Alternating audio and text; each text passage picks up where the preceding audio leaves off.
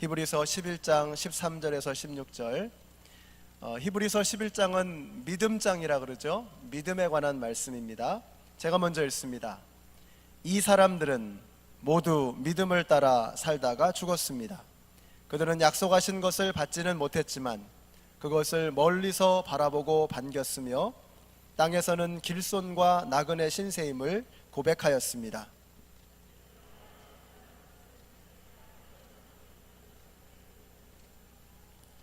그들이 만일 떠나온 곳을 생각하고 있었더라면 돌아갈 기회가 있었을 것입니다. 그러나 사실은 그들은 더 좋은 곳을 동경하고 있었던 것입니다. 그것은 곧 하늘의 고향입니다. 그래서 하나님께서는 그들의 하나님이라고 불리는 것을 부끄러워하지 않으시고 그들을 위하여 한 도시를 마련해 두셨습니다. 아멘. 우리 7분 이상에게 한번 인사해 주세요. 하늘 복 받으세요. 하늘 복 받으세요. 보고 싶었습니다. 사랑합니다. 하늘 복 받으세요. 하늘 복 받으세요. 네, 감사합니다. 우리 정용철 목사님, 우리 원로 목사님이 강단에 서시는 것 자체가 기적입니다. 100세가 되셨는데 마치 사도 바울이 고백했던 것처럼 자신의 마지막 한 방울까지 관제와 같이 다 부어드리는 그런 마음으로 오늘 우리 정용철 목사님이 서십니다. 사도 요한이 100세가 넘었을 때에 마지막 남은 그 예수님의 직계 제자 사도 요한을 보기 위해서 수많은 그리스도인들이 핍박받고 언제 죽을지 모르는 그런 상황 속에서 예수님을 믿었던 그 그리스도인들이 사도 요한에게 몰려와서 하나님의 말씀을 들었던 그 장면이 생각이 납니다. 오늘도 우리 목사님은 마지막 한 방울을 다 드리는 그런 심정으로 말씀을 전해 주실 것입니다. 여러분, 언제 우리가 이 말씀을 다시 더 들을 수 있을지 정말 기약할 수 없는 그런 말씀입니다.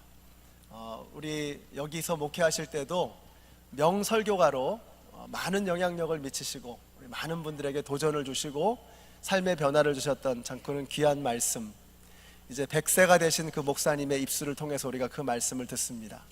일부 예배 때는 앉아서 설교를 하셨는데 목사님 스타일이 아니시라고 굳이 일어서서 하시겠다고 그러셔서 in case 이렇게 좀 피곤하시면 앉으실 수 있도록 준비를 해놓고요. 2부 예배 때는 서서 말씀을 전하십니다. 우리 목사님 나오실 때 한번 힘차게 우리 뜨거운 박수로 우리 목사님 맞이하겠습니다.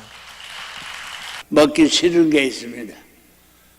그것은 첫째는 욕 먹는 거, 둘째는 귀 먹는 거.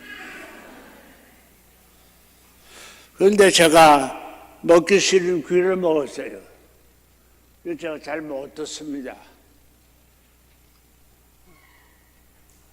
여러분이 말씀하시지 않으니까 여러분의 얘기를 내가 지금 안 들어도 되지만은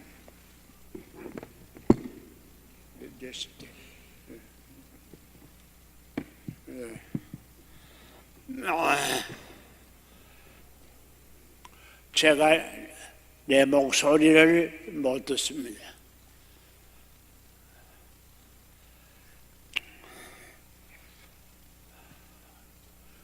내 목소리를 못 듣기 때문에 어떤 데는 굉장히 높이 올라가고 어떤 데는 내려가고 그걸 잘 모릅니다. 오늘 어떻게 할지 모르지만은 여러분이 만일 높이 올라가게 되면 손을 흔들어 주세요.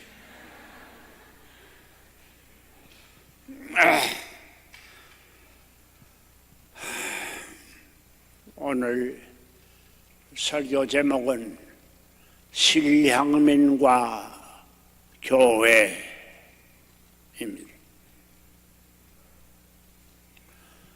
일본의 여성 작가로 이름난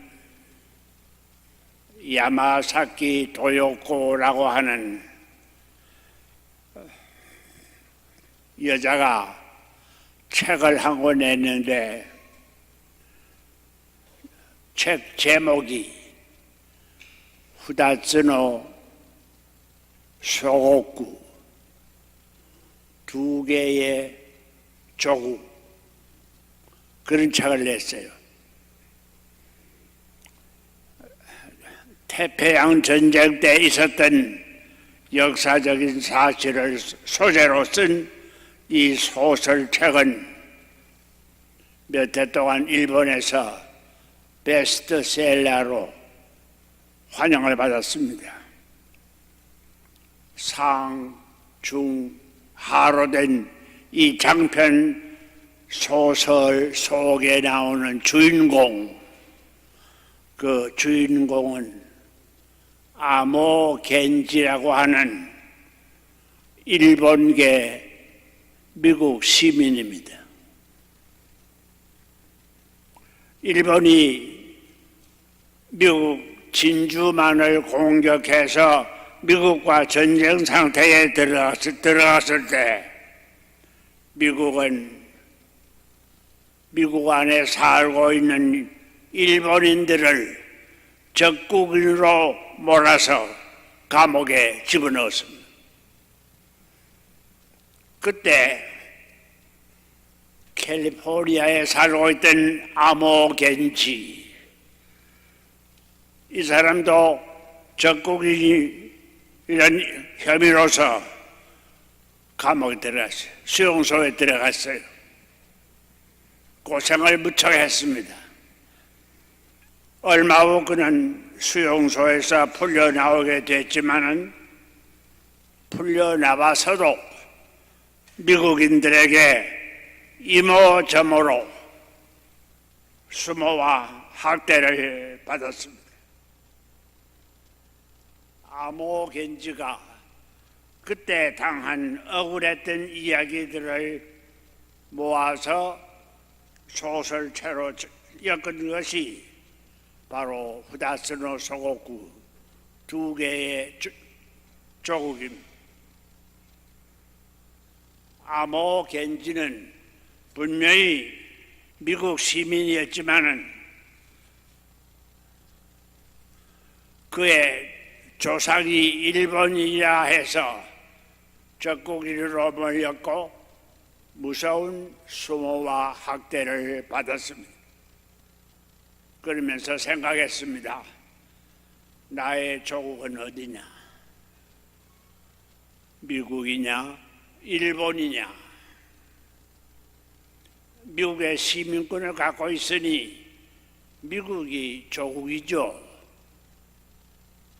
그런데도 미국에서 적국인으로 몰리고 있으니 미국이 조국이라 할 수 없고, 그렇다고 일본이 조국이라는 생각을 해보니 일본 말도 모르고 일본 시민권도 없는 사람이 어떻게 일본을 조국이라 할 수 있느냐?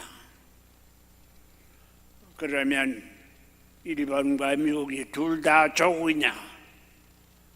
그런 것 같기도 하고 아닌 것 같기도 하고 어쩌면 조국이 없는 국민 같기도 하고, 그래서 고민하는 얘기가 소설의 내용입니다. 언젠가 우리나라에서도 남로당의 한 간부의 딸이 자유세계에 살면서도 공산당의 가족이라 해서 소외당한 일이 있었습니다. 그 소외당한 사실을 글로 엮어서 나의 설당은 어디냐, 그런 글을 썼던 적이 있었는데, 이것 역시 나의 조국은 어디냐면서 고뇌하던 아모 겐지의 경우와 비슷하다고 생각을 합니다. 아모 겐지 얘기는 극단의 얘기지만은 주위에는 조국을 잃어버린 사람이 많습니다. 조국을 떠나 살아서만 아니라 조국 안에 살면서도 조국을 등지고 사는 사람,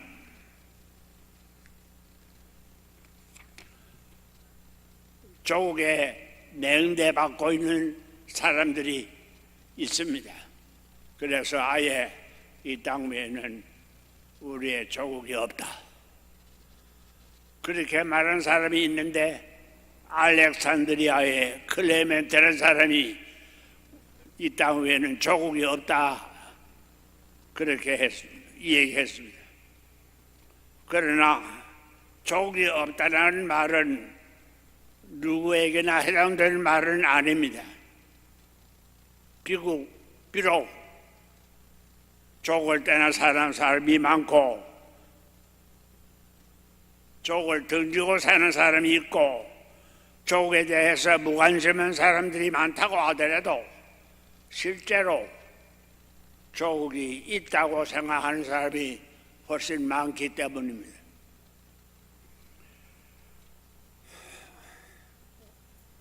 오히려 나는 클레멘트의 말을 바꾸어서 현대인에게 조국은 있지만 고향이 없다, 고향이 없다, 그렇게 말하고 싶습니다.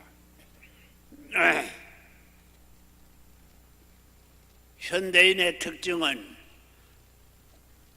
고향을 떠나 살면서 고향을 잃어버린 실향민이라고 하는 점에서 고향이 없다고 말할 수 있지 않을까. 얼마 전 신문을 보니까 서울을 비롯한 대도시에 사는 사람들 46%가 고향을 떠나 타향살이 하는 사람들이라 그런 발표를 했어요.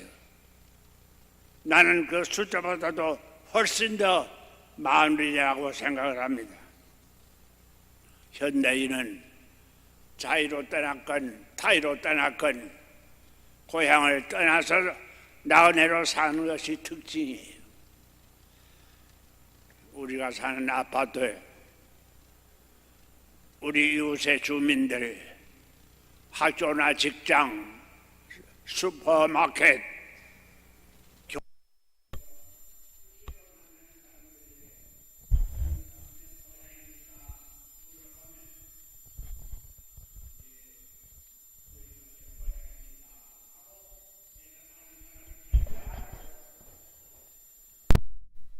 하는 사람이 없어요. 미국에서는 미국 시민 전체는 원래부터 여기서 살아온 본토 백인들이 아닙니다. 백인들이 들어오기 전에 인디안들이 살고 있었는데 그 인디안들도 그 눈을 캐보면 어느 다른 대륙에서 흘러 들어왔을 것이라고 말합니다. 그렇다면 현대인이야 더 말할 사람이 없죠. 우리는 가끔 살면 고향이지 그런 말을 합니다. 그러나 그 말 속에는 고향을 그리는 향수심과 함께 잃어버린 고향, 돌아갈 수 없는 고향을 객지에서 재현해 보고 싶어하는 비원이 들어있을 뿐입니다.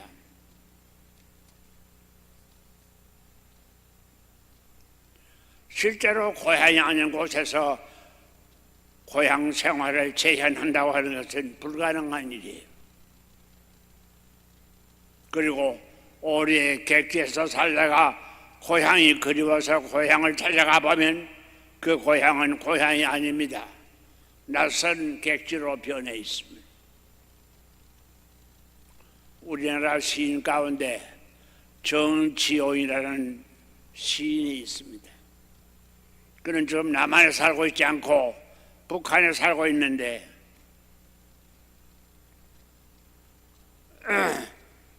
그가 쓴 시 가운데 고향이라는 제목의 시가 있습니다. 이 시에 최동선이 곡을 붙여서 우리나라 해방전 후에 많은 사람들이 즐겨 불렀습니다. 이 시가 북한으로 간 월북 작가의 시라 해서 남한에서는 오랫동안 금지됐다가 1988년에 금지된 지 38년 만에 해금이 된 시입니다.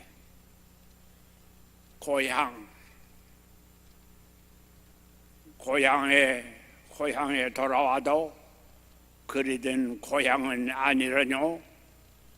산꿩이 알을 낳고 뻐꾸기 제철에 울건만 마음은 제 고향 지리지 않고 먼 항구 떠도는 구름 오늘도 매 끝에 홀로 오르니 한 점 흰꽃만이 인정스러워 스레 웃네. 정지용은 어쩌면 고향을 잃어버린 현대인의 마음을 그대로 읊은 것 같아요. 고향을 떠난 사람은 그때부터 나그네가 됩니다. 나그네에겐 필연적으로 따르는 몇 가지 현상이 있죠. 첫째로 나그네에게는 안정성이 없습니다. 사람은 누구나 고향을 떠날 때 꿈을 갖고 떠납니다. 크건 작건 꿈을 갖고 고향을 떠나죠. 꿈이 없이 목적 없이 고향을 떠나는 사람은 없습니다. 어쨌건 현재보다는 나으리라는 기대와 꿈을 안고 떠납니다. 옛날 히브리인의 조상 아브라함도 고향을 떠날 때 아무런 목표 없이 덮어놓고 떠난 것이 아닙니다. 그가 어디를 갈지 행방을 몰랐다 하더라도 그의 마음속에는 하나님의 약속을 믿고 떠났어요. 그 약속이 그의 꿈이었어요. 야곱이 부모님과 고향을 떠난 것도 현재보다는 미래가 밝으리라고 하는 막연하긴 하지만 그런 꿈을 안고 떠났습니다.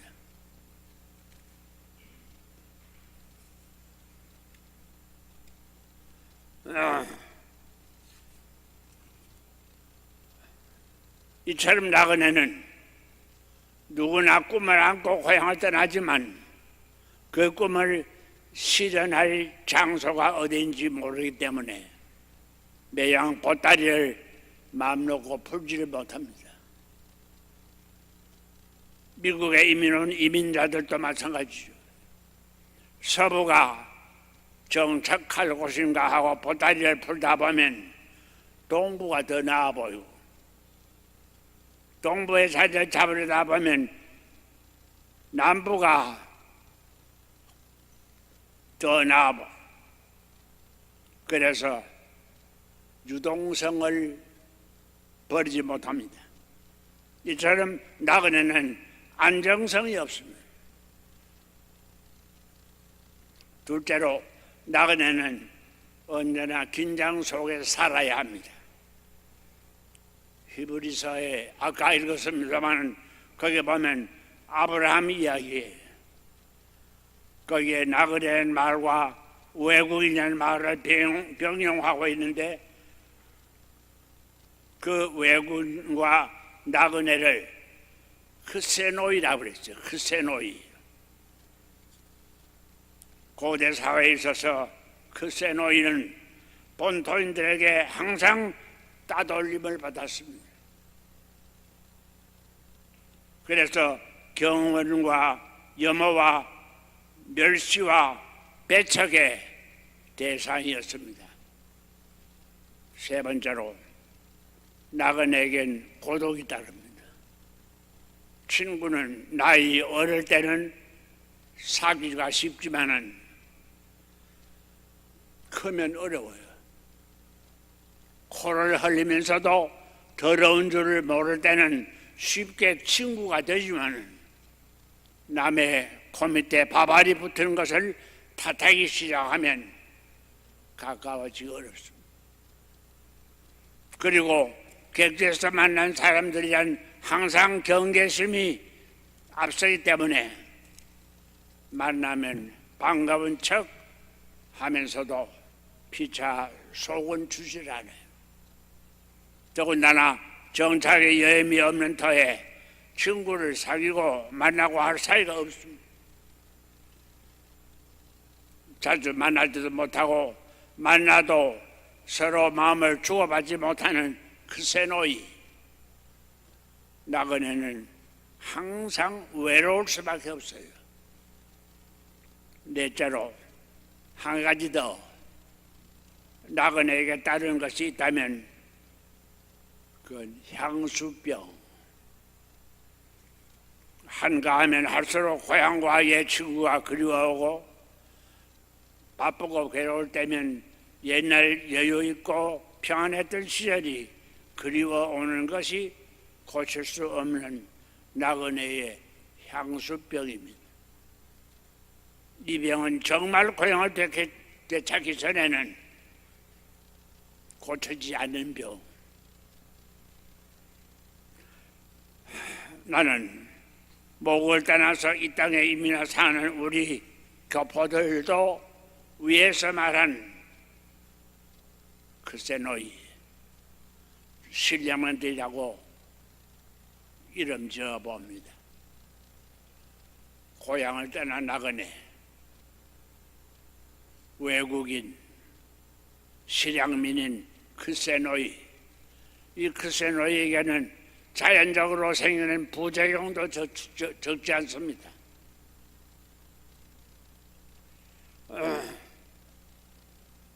빨리 정착하거나 성공하지 못하면 괜히 사람들을 만나기 싫어지면서 개인주의자가 됩니다.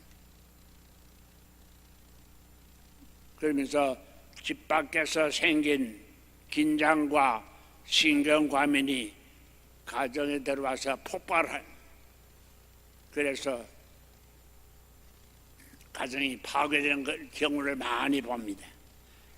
그리고 우선 돈을 벌어놓고 보자 하는 경제적인 안정성의 우선순위를 두다 보니 자녀 교육은 관심 밖으로 밀려납니다. 그래서 이민사회의 청소년 문제는 심각한 사회 문제로 등장합니다. 그리고 자녀의 초청으로 이민 오신 연로하신 부모님은 손자, 손녀들 돌보시기에 중노동을 감당해야 하고 대화할 이웃은 물론 가족과도 대화할 시간을 얻지 못해서 절해 고도의 외로움을 만끽하시다가 마침내 미국 땅에 묻히고 맙니다. 자, 그러면 이와 같은 나그네, 이와 같은 신령민들에 대해서 교회는 무엇을 해야 하는가? 교회의 사명이 무엇일까? 그걸 한번 생각해 보아야 합니다. 첫째로 교회는 이들에게 쉼을 주어야 합니다. 쉼. 예수님의 초청의 첫 번째 목적이 수고하고 무거운 짐진 자에게 안식을 주시는 것이었듯이 교회도 지치고 피곤한 나그네에게 먼저 쉼을 주는 안식의 처소가 되어야 합니다.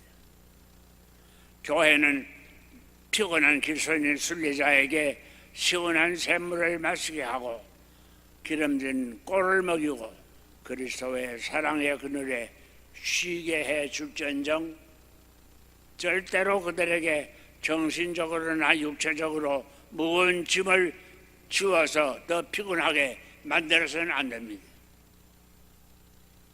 둘째로 소망을 주어야 합니다. 고향을 떠나는 사람은 하나같이 희망과 꿈에 부풀어 떠나지만은 그러나 낯선 땅에 발을 딛는 순간부터 벽에 부딪힙니다. 우선 언어의 장벽으로 의사소통이 잘 안 되는 데다가 아파트를 얻는 일, 직장을 찾는 일, 아이들을 학교에 보내는 일, 운전면허를 따고 자동차를 사고 그러다가 덜컥 차 사고를 내면 법정에 서야 하는 등 꼬리를 물고 골치 아픈 일이 일어나고 보면 품고왔던 희망과 꿈이 송두리째 사라져버립니다.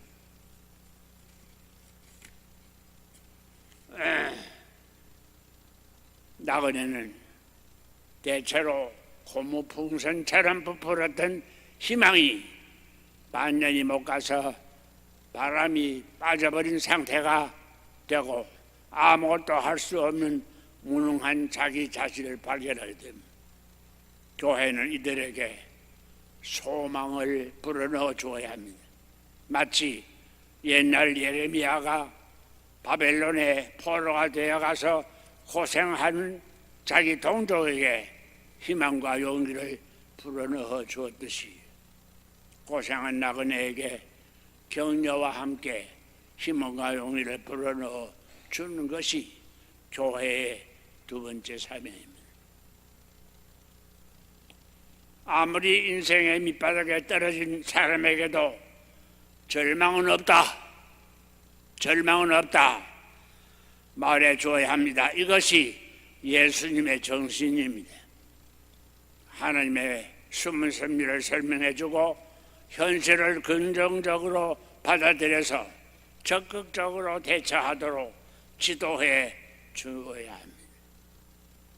그렇지 않아도 새로운 환경에 적응하기 어려운 데다가 본토인들 미리 자리 잡은 사람들의 소의 탓으로 소위 텃세로 인하여 항상 신경을 곤두세우고 긴장 속에 살아야 하는 것이 그 세노이. 그러기에 그 세노이는 나그네는 항상 서러울 수밖에 없습니다.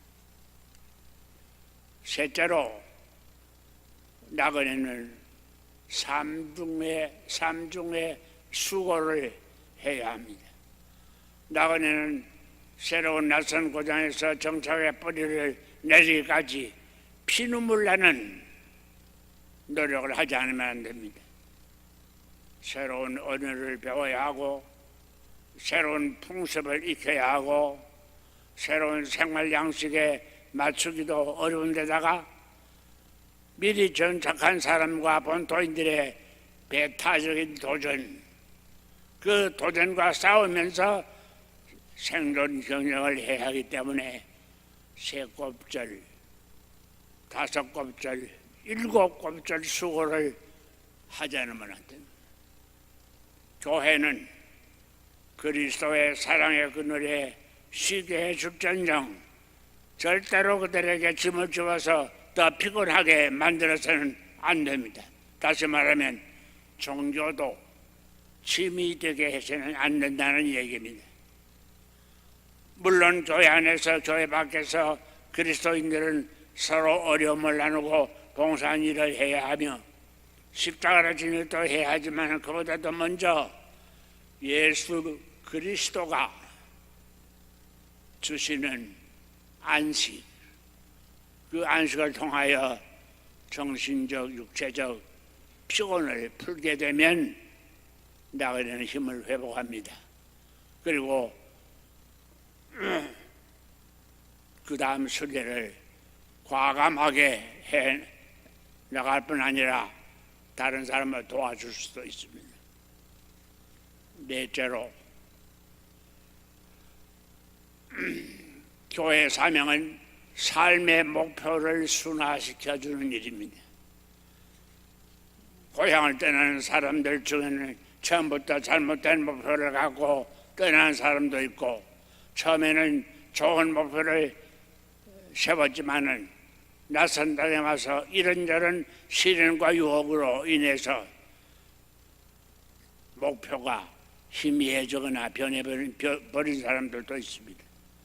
교회는 이런 실향민에게 목표를 순화시키고 바로잡아주는 일을 해야 합니다.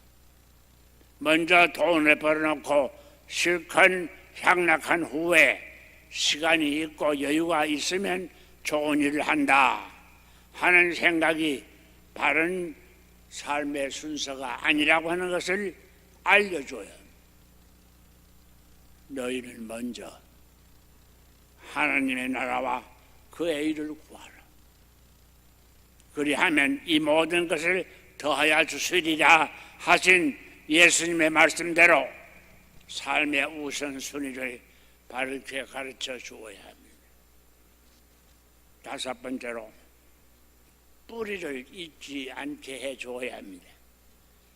모국을 떠나 사는 나그네, 특히 이민자들은 현실에 급급하다 보면 모국을 잊어버릴 수도 있습니다.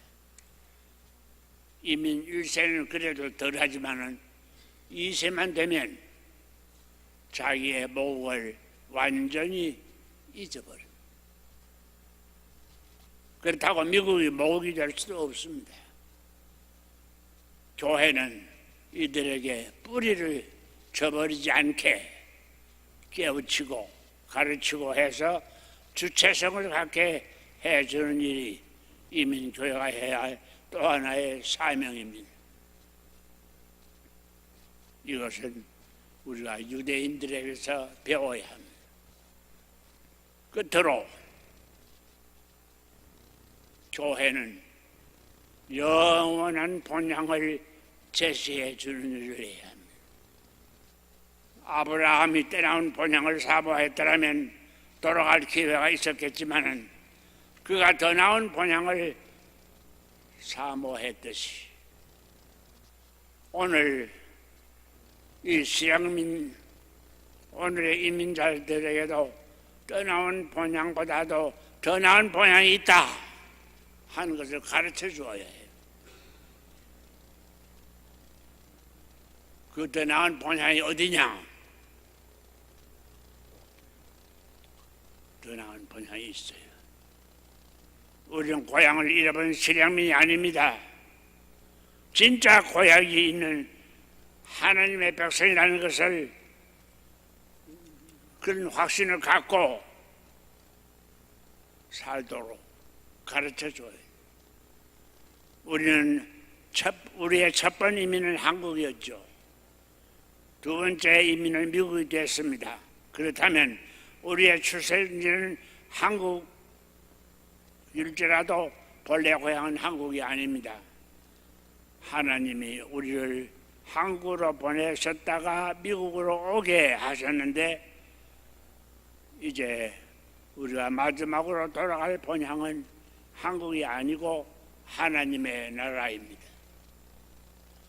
이 하나님의 나라를 알려주고 그 나라에 대한 소망을 갖게 하는 일, 그리고 거기에 가는 길, 거기에 이르는 길을 알려주는 것이 교회의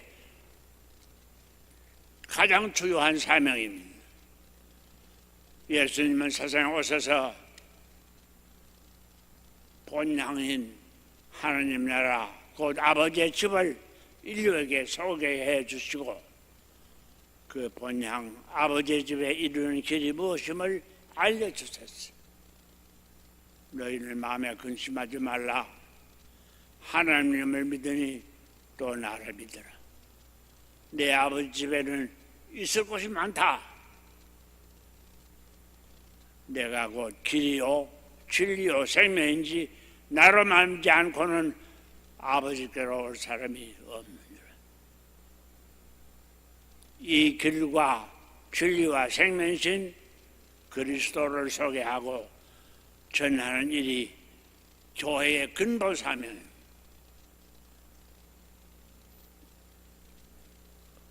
그렇기 때문에 우리는 최선을 다해서 이 근본 사명을 이루어 가도록 노력해야 합니다. 우리는 이 확신을 가지고 이 사명을 가지고 이 교회를 훌륭한 하나님의 교회로 만들어 가십시오.